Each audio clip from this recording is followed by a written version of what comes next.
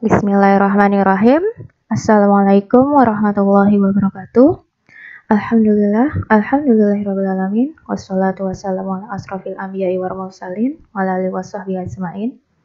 Segala puji dan syukur marilah bersama kita panjatkan kehadirat Allah Subhanahu wa taala, di mana hingga pada saat ini kita masih diberikan kesehatan dan kita juga masih diberikan kesempatan untuk belajar di mata kuliah kalkulus vektor kita. Yang kali ini kita akan belajar dengan topik integral garis pada fungsi real dan medan vektor.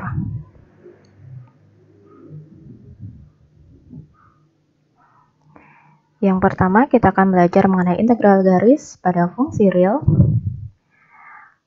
Adapun pada integral lewat 1 untuk fungsi satu variabel akan diperoleh grafik sebagai berikut,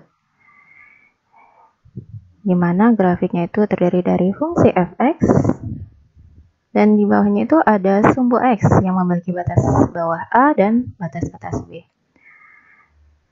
Lalu dari fungsi fx dan sumbu fx ini kita akan dapatkan sebuah daerah yang diberi warna ungu berikut ini. Dan untuk menentukan luas dari daerah yang berwarna ungu ini, kita menggunakan integral lipat 1 dari fungsi fx dx dengan batas bawah a dan batas atas b. Jadi, nilai hasil integral tersebut menunjukkan luas daerah yang dibatasi oleh kurva fx pada batas a hingga b pada sumbu x, yaitu adalah daerah yang berwarna ungu berikut. Itu pada integral lipat 1. Nah, sekarang kita lihat pada integral lipat 2 untuk fungsi dua variabel akan kita peroleh grafik seperti ini. Adapun fungsi dua variabel fx, y ini, gitu ya, dia memiliki grafik yang melengkung, di mana grafik tersebut memiliki domain di sumbu x dan sumbu y, di mana batas pada sumbu x itu adalah dari a hingga b, gitu ya. Kemudian batas pada sumbu y-nya itu adalah dari c hingga d. Sehingga untuk menentukan, sebelumnya kita lihat dulu dari daerah ini, kita akan mendapatkan sebuah ruang yang dibatasi oleh a dan b pada sumbu x dan dibatasi oleh c dan d pada sumbu y. Dan juga di atasnya itu dibatasi oleh kurva fx, y. Jadi ini adalah sebuah ruang. Sehingga kita dapatkan integral lipat 2 dari fungsi fx, y dx dy. Di mana batas untuk sumbu x-nya itu dari batas bawah a hingga batas atas b.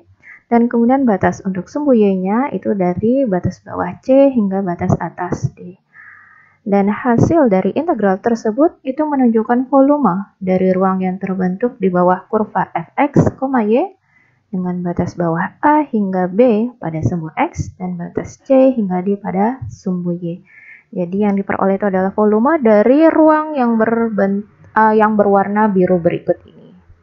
Jadi ini adalah ruang, dan jika kita mencari integral lipat 2-nya, kita akan memperoleh volume dari ruang tersebut. Nah, itu adalah integral lipat 1 dan lipat 2 pada fungsi real. Nah, jadi apa itu yang dimaksud dengan integral garis? Nah, sekarang kita perhatikan terlebih dahulu. Jadi, apabila pada suatu permukaan fx, y terdapat garis yang terbentuk dari titik A dan B seperti pada gambar berikut. Nah, ini adalah grafik yang menunjukkan suatu permukaan fungsi fx, y. Nah, jika kita perhatikan, ini seperti sebuah peta yang kita pandang dari atas, gitu ya. Ini sebuah peta yang kita pandang dari atas, dan apabila kita putar, kita coba pandang dari samping, gitu ya, peta ini kita putar. Nah, akan terlihat dia ketinggiannya berbeda. Nah, sehingga kita akan dapatkan bentuk seperti ini. Nah, jadi ini garis A dan B tadi ya, dan situ ada titik A dan B, kita dapatkan garis C. Lalu yang berwarna ini itu adalah grafik dari permukaan fungsi fx, y.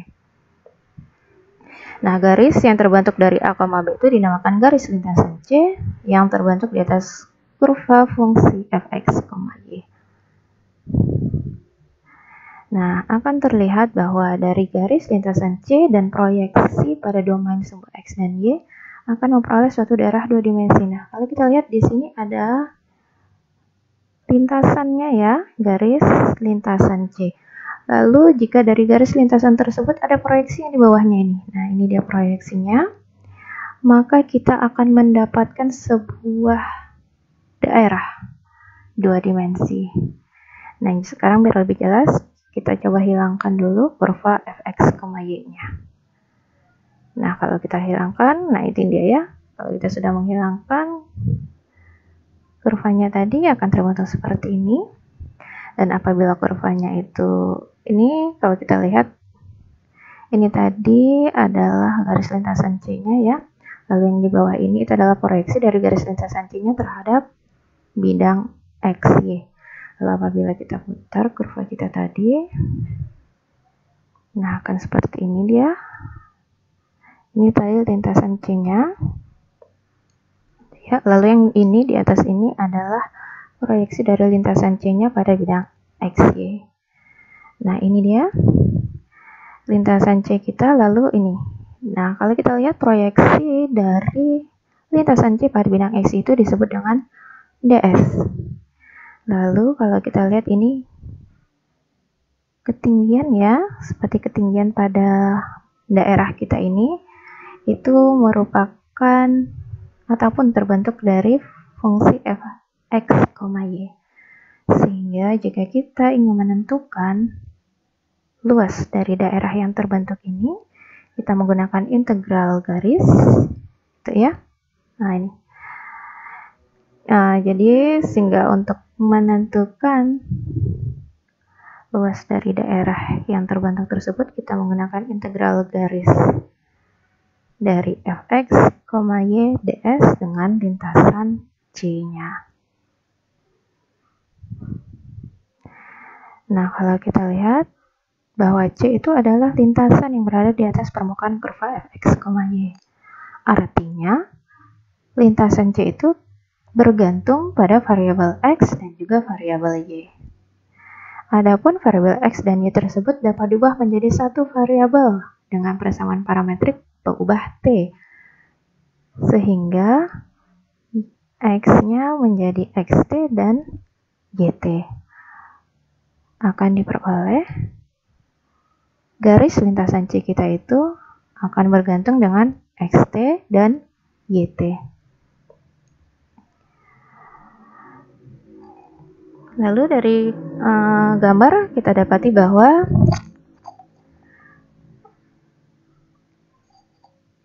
C tadi, lintasan C itu sudah bergantung pada variabel X dan Y, di mana variabel X dan Y-nya tadi sudah diubah ke persamaan parametrik XT, YT, dan DS-nya juga ini kan sebenarnya berada di bidang XY, sehingga DS-nya ini juga bergantung pada variabel X dan Y. Nah, karena DS-nya ini bergantung pada variabel X dan Y, kita juga ubah DS-nya ini ke dalam persamaan parametrik, sehingga nanti kita dapatkan nilai DS-nya itu adalah akar dari dx dt kuadrat ditambah dy dt kuadrat dt. Karena ds kita ini sebenarnya menunjukkan panjang dari dua buah titik ya, sehingga kita menggunakan persamaan panjang dari dua buah titik kita ini. Nah, sehingga nanti integral dari garis lintasan C akan berubah menjadi ini deh ya. Pertamanya tadi kan integral dari fx y ds, integral garis C menjadi integral lipat 1 dari fx t, yt, karena tadi variabel x sama y-nya sudah kita ubah ke persamaan parametrik, dan ds-nya berubah menjadi akar dari dx per dt kuadrat ditambah dy per dt kuadrat dt. Lalu integral kita ini dengan batas bawah a dan batas atas b. Nah, untuk menyelesaikan integralnya, fungsi fx dan y, fungsi fx, y juga harus diubah ke bentuk parametrik. Nah, sekarang kita beranjak ke contohnya. Tentukanlah integral garis dari y kuadrat per x ds, di mana c-nya terbentuk dari x sama dengan 4t, y sama dengan 3t, dengan t nilainya dari 0 hingga 2. Kita coba selesaikan. Yang pertama, kita lihat ya, x kita di sini dalam persamaan parametrik p, sehingga kalau kita cari x sama dengan 4t, dx dt-nya itu menjadi 4. Lalu kalau y sama dengan 3t, maka dy dt-nya menjadi 3. Kemudian fx, y kita ubah ke persamaan parametrik juga, di mana fx, y itu sama dengan y kuadrat per x, y-nya tadi adalah 3x, maka jadinya y-nya tadi adalah 3t. Maka kita ganti jadinya 3t kuadrat, lalu x-nya adalah 4t, kita ganti dengan 4t. Sehingga kita dapatkan 9t kuadrat per 4t, kita dapatkan fx, y-nya adalah 9 per 4t. Lalu persamaan ataupun integral garisnya berubah menjadi integral dengan batas bawah 0,2, lalu fx, y-nya berubah menjadi 9 per 4t, lalu di sini dari dx dt kuadrat itu adalah 4 kuadrat, lalu dy dt kuadrat itu adalah 3 kuadrat dt. Maka jika kita integralkan, kita akan peroleh integral dari 9 per 4t akar 25 dt, batas bawah 0, batas atas 2. Hasilnya adalah 9 per 4t kali 5 dt, batas bawah 0, batas atas 2. Hasilnya menjadi 45 per 8 t kuadrat. Lalu batas bawah 0, batas atas 2, dan kalau kita sudah substitusikan, maka hasilnya menjadi 45 per 2. Nah, 45 per 2 ini adalah luas daerah yang terbentuk dari lintasan C dengan fungsi fx, y-nya.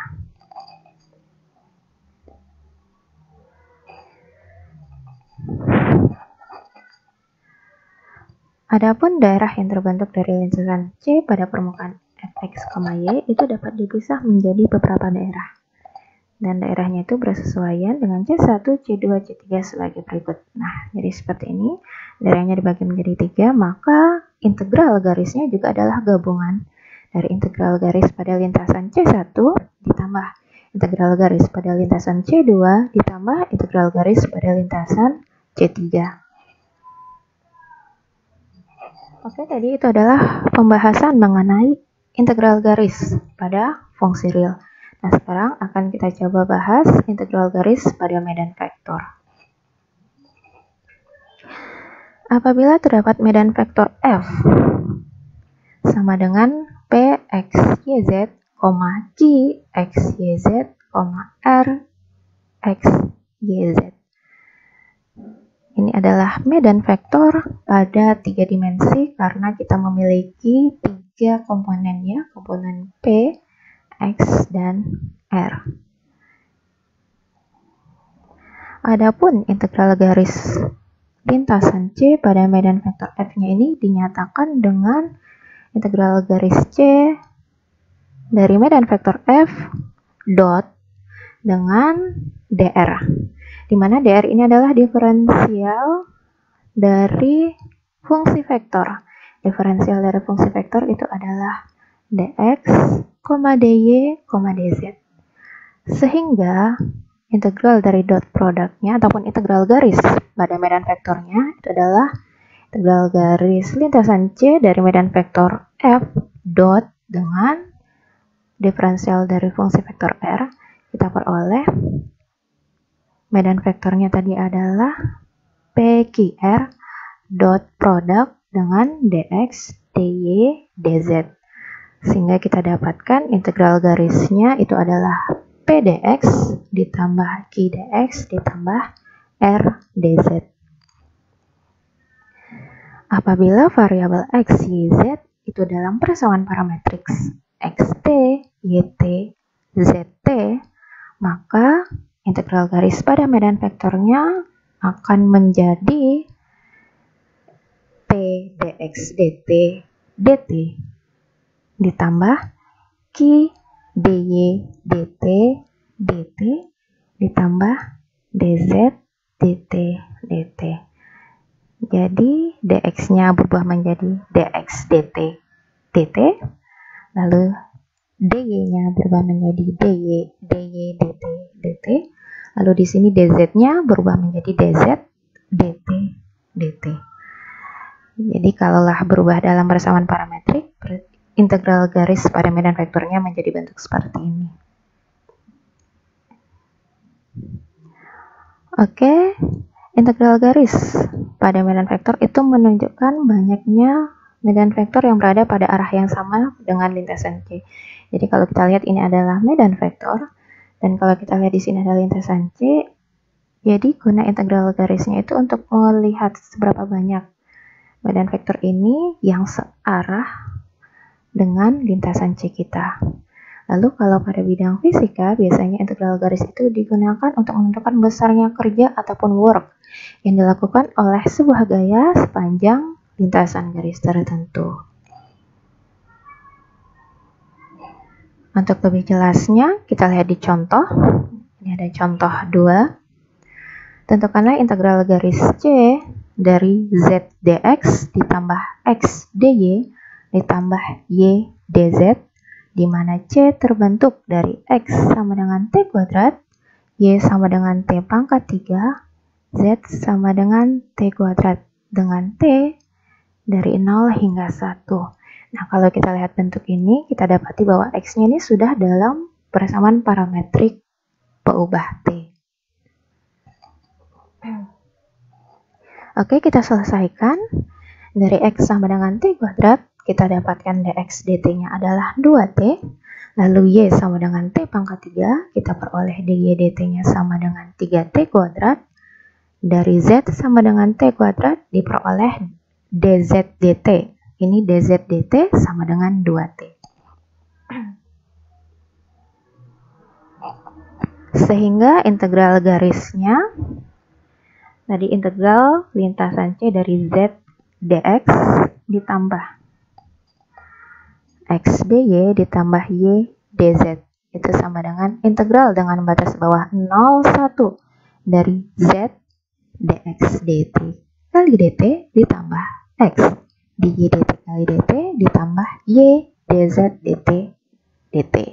Nah, kalau kita lihat di sini, integralnya itu akan berubah menjadi z tadi. Kalau kita lihat di atas, diketahui z-nya t kuadrat.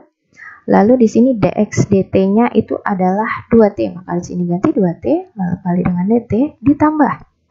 Di sini tadi adalah x, x-nya kita lihat diketahui adalah t kuadrat, berarti kali dengan dy dt. Dy dt-nya tadi adalah 3t kuadrat, lalu kali dt. Ditambah y-nya di sini kita dapati hasilnya. Y-nya itu diketahui t pangkat 3, y-nya t pangkat 3 dikali dz dt. Nah, ini dz dt ya, dz dt-nya adalah 2t, maka dikali 2t dt. Maka kita dapatkan integral batas bawah 0, batas atas 1 dari 2t pangkat 3 dt. Ini hasilnya adalah 3t pangkat 4 dt ditambah 2t pangkat 4 dt. Maka itu adalah integral dari 2/4t pangkat 4 ditambah 3/5t pangkat 5 ditambah 2/5t pangkat 5, batas bawah 0, batas atas 1, kemudian kita substitusikan, maka nanti hasilnya akan kita peroleh 30/20 itu sama dengan 3/2. Oke, itu contoh yang pertama. Kemudian kita lihat contoh yang ketiga. Tentukanlah integral garis C dari xy kuadrat dx ditambah xy kuadrat dy, di mana C-nya itu adalah gabungan dari C1 dan C2 yang terlihat dari gambar di samping. Jadi integral garisnya itu gabungan dari C1 dengan C2. Kita coba selesaikan. Untuk menentukannya, kita coba cari satu persatu dulu integral garisnya. Yang pertama kita cari integral garis pada lintasan C1. Pada lintasan C1, kita lihat dari gambar, lintasannya itu berawal dari titik 0,2 hingga 3,2. Nah, kalau kita lihat di sini, nilai X-nya itu berubah. Yang pertama, di titik awal X-nya bernilai 0, kemudian di titik akhir X-nya bernilai 3. Sementara untuk nilai Y-nya itu tidak berubah, Y-nya selalu bernilai 2. Maka Y-nya itu konstan, dengan demikian turunan Y akan bernilai 0. Integral garisnya itu akan dari integral garis C XY kuadrat dx ditambah XY kuadrat dy itu berubah menjadi integral garis, karena tadi di sini batas pada sumbu x-nya berubah dari 0 hingga 3, maka kita ubah di sini dari 0 hingga 3. Kemudian kan xy kuadrat, x-nya tetap x, y-nya tadi adalah konstanta 2, maka 2 kuadrat dx ditambah xy kuadrat 2 kuadrat ditambah dy. Nah, dy tadi bernilai 0, kita ganti 0, maka integralnya itu berubah menjadi integral batas bawah 0, batas atas 3 dari 4x dx, dan hasil integralnya adalah 18. Nah, ini baru integral pada lintasan C1. Kita cari lagi integral pada lintasan C2-nya. Pada lintasan C2, tadi titik awalnya adalah 3,2 dan titik akhirnya itu adalah 3,5. Nah, kita dapati di sini bahwa nilai Y-nya itu berubah ya dari 2 hingga 5, sedangkan X-nya tetap 3. Sehingga nanti dx-nya itu sama dengan 0. Integral garisnya itu dari integral garis C XY kuadrat dx ditambah XY kuadrat dy itu berubah menjadi integral dengan batas bawah 2 dan batas atas 5 dari x-nya tadi nilainya 3 ya di sini, jadi dari 3y kuadrat. Dx-nya tadi adalah 0, kita gantikan 0 di sini ditambah x-nya tadi 3, berarti 3y kuadrat, kemudian di sini dy-nya tetap. Maka integralnya berubah menjadi integral batas bawah 2, batas atas 5 dari 3y kuadrat dy. Hasil integralnya itu adalah 117.